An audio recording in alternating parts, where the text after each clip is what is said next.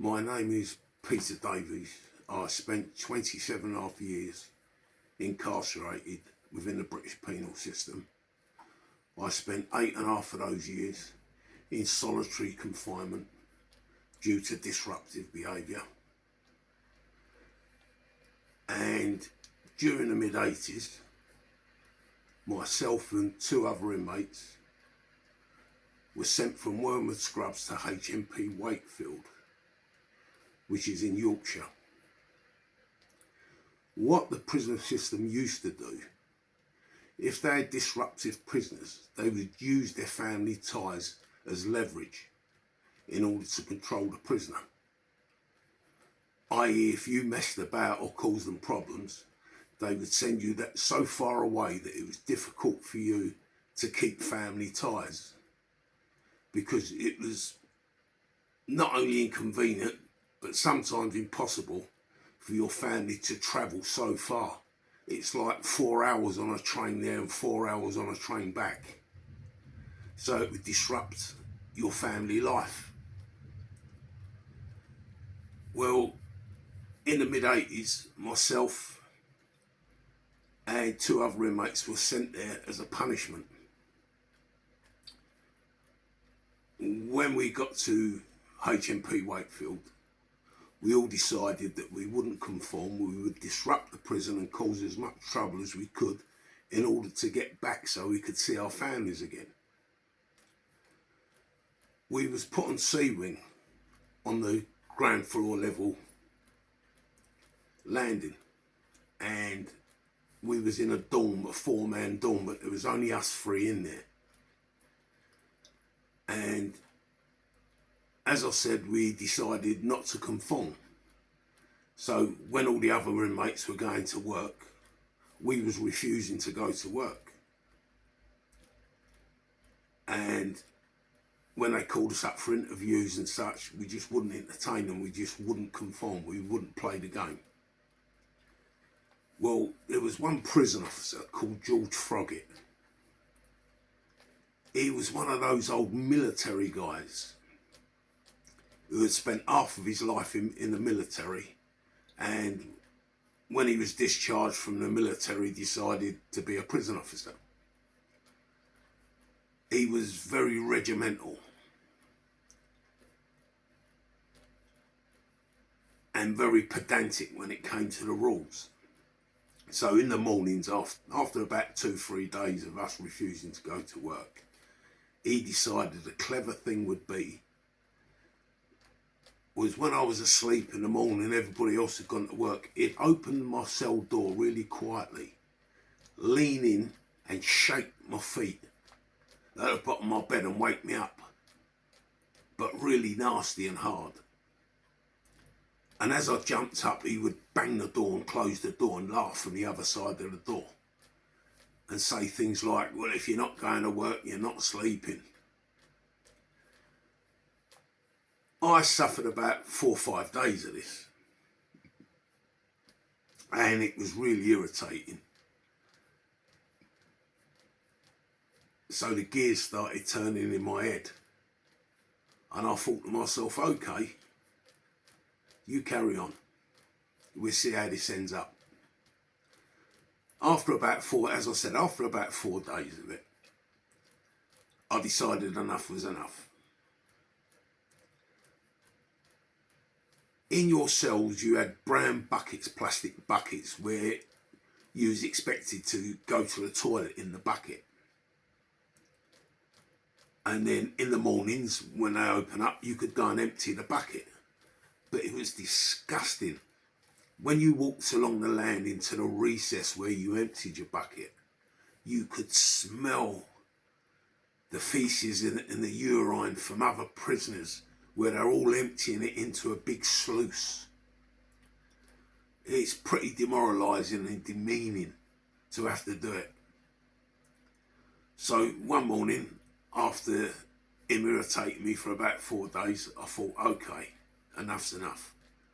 When I went to the recess to empty the bucket, I decided to get other inmates to pour their body waste into my bucket.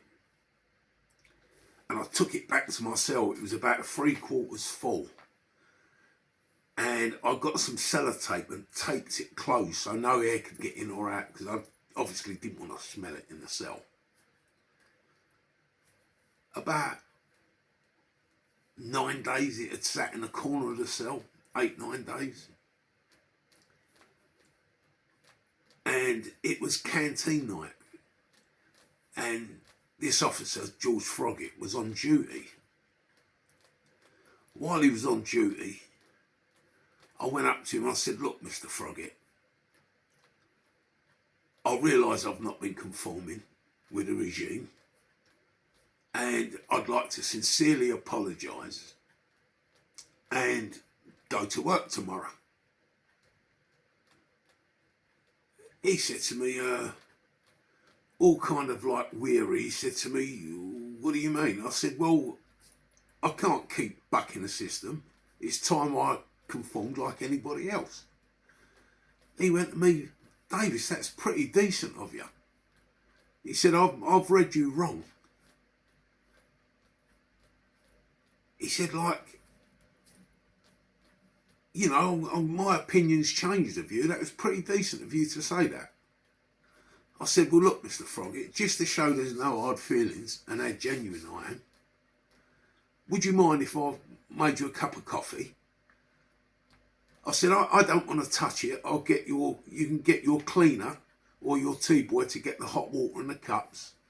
I'm going over to the canteen because it was canteen night. I bought a small jar of Nescafe coffee, a bag of sugar, a carton of milk and 2 cigars. And when I come back, I said, "Look, Mr. Froggett, here's the coffee, here's the sugar, here's the milk. So you can see I've not done anything untoward. Can you get your tea boy to get a couple of cups and the hot water, and I'll share a cup of coffee with you, just to show there's no hard feelings, and let bygones be bygones." He went, "You've surprised me." He said, "That's really decent of you." So the tea boy's gone and got the 2 cups and the hot water, and I've made him his cup of coffee. Then I've pulled out the 2 cigars that I purchased. I unwrapped him, give him one of the cigars, and I said to him, "Look, Mr. Froggett, do you mind sharing a cigar with me, just to show there's no hard feelings?"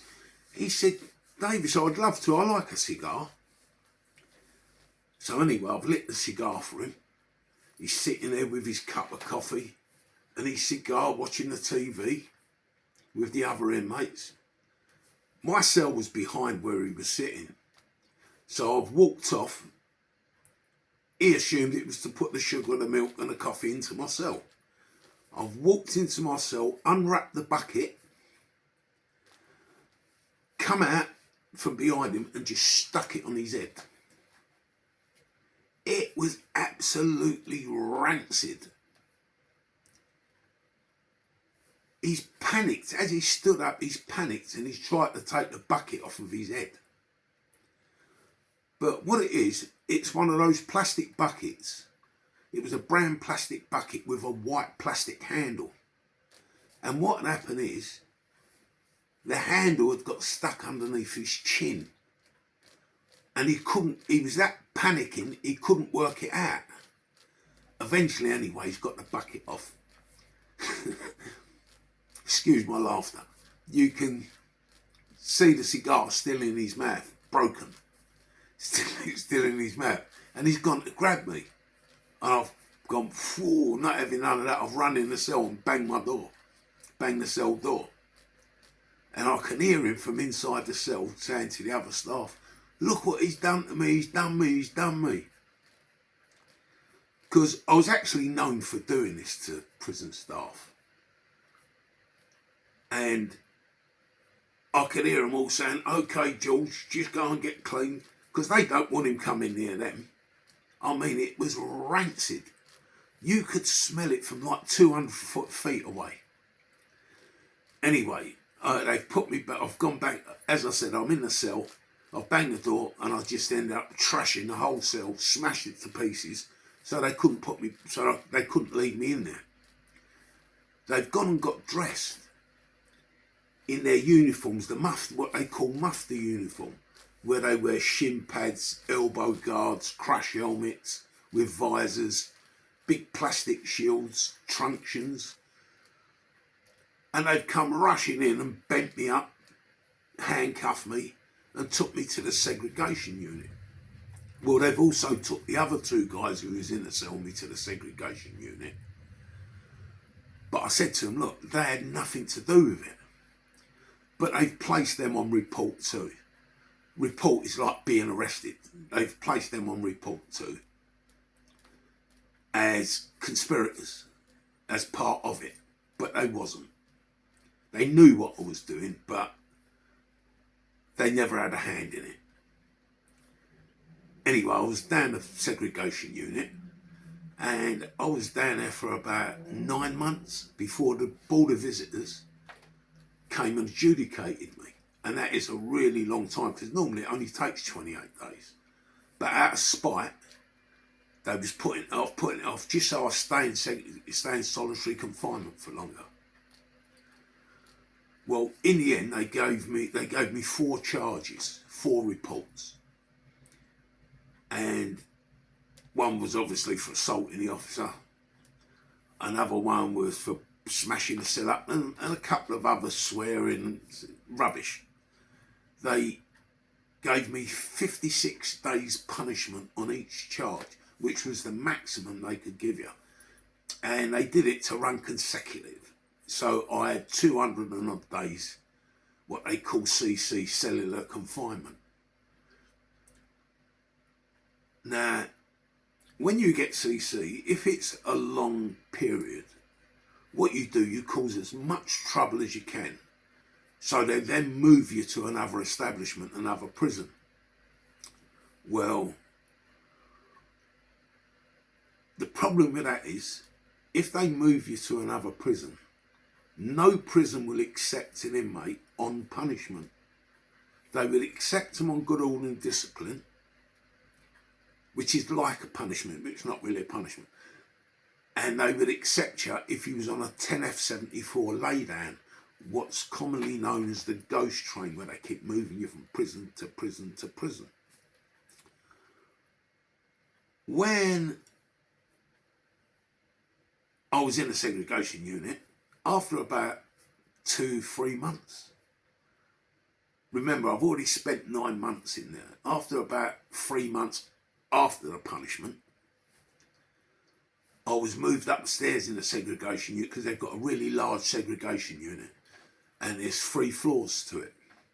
They moved me upstairs. I was next to a Scouse guy. And the reason why I tell you this is to show you the level of animosity there was in them days with prisoners and inmates. There was a guy next door to me, a Scouse guy, and he was having a really hard time not dealing with being locked up. And you could hear him a couple of days crying. It was soul wrenching to hear it. It really was. And another guy in the opposite cell to him on the other side shouted to me and said, listen to what's happening, listen to what's happening.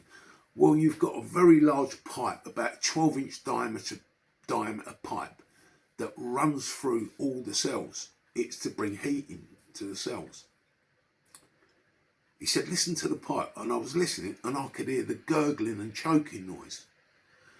So all of us started banging on the doors and banging and screaming for the prison officers to come up and help him. I can't say what he was doing, but it's pretty obvious from the gurgling and the choking, because YouTube have got these rules where you can't talk about certain things. And it took about 2 to 3 hours before they actually came to his cell to see what was happening. By then, sadly, he had gone. But the most saddest thing that I've witnessed in prison, that all the prison officers who were up there were laughing and joking with each other.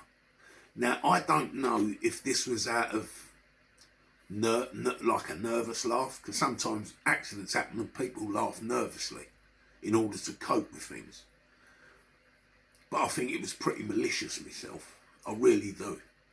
Because they was laughing and making jokes and all that. I mean, at the end of the day, I don't know what the geezer did to be in prison or why he was in the segregation unit in the block. But that's still someone's son, and it's still someone's brother, and it's still someone's dad, and that's still someone's husband. There was no need for that kind of laughter.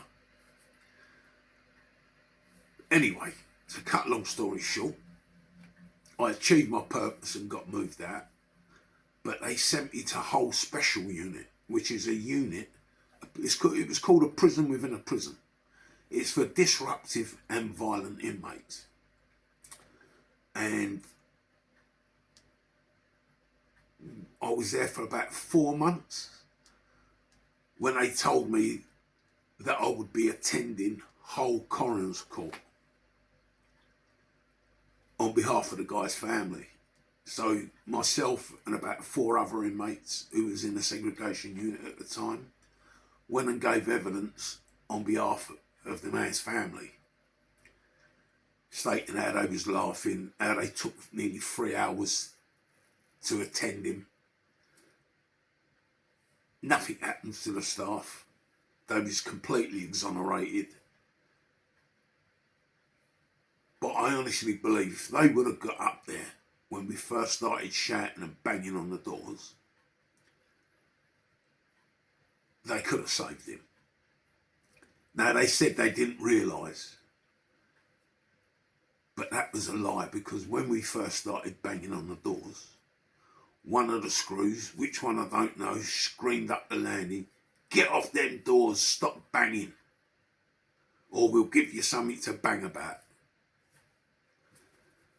So I'm pretty sure that they knew what was going on.